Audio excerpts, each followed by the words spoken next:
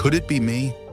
That's the question that haunted Isabel every night as she stared at the worn leather jacket still draped over the back of the chair, the faint scent of her husband Aaron still clinging to it.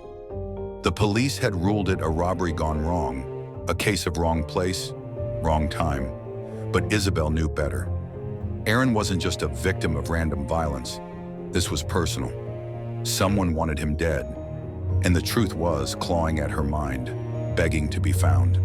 She had been the last person to see him alive, the last person to speak with him, the one who'd argued with him that night before he left the house in a storm of anger. The memory was burned into her mind. Aaron's voice, raw and unforgiving, yelling, "You'll regret this someday, Isabel." Was he warning her, accusing her, or had she somehow done something she couldn't remember? The morning after his death, the questions came in waves. Where had Aaron been going? Who was he meeting? The investigation seemed to stall before it began, leaving Isabel to piece together the truth herself. Each clue she unearthed painted a darker picture of the man she thought she knew, and of herself. Aaron's phone, still sitting on the dresser, held a cryptic text. "Meet me at the docks. Midnight." No excuses. The sender's number was untraceable, but it was a start.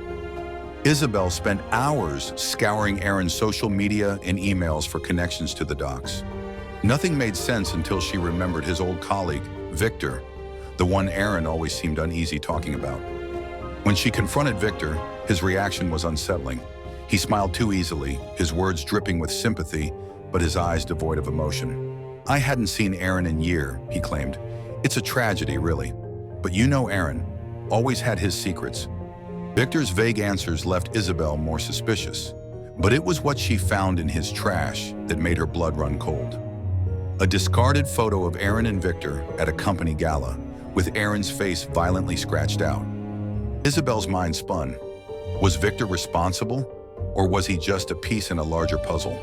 The deeper she dug, the more unsettling her findings became.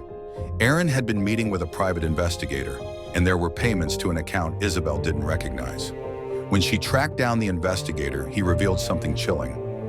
Aaron suspected someone close to him was planning to kill him. Isabel's chest tightened.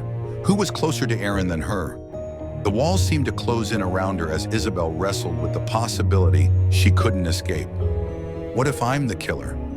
She thought of the empty bottles of wine from that night, the haze in her memory, and the bruises on her wrist she couldn't explain the next morning. Had she followed Aaron to the docks? Had she? Her mind refused to complete the thought, but the final clue arrived unexpectedly. A video file sent anonymously to her email.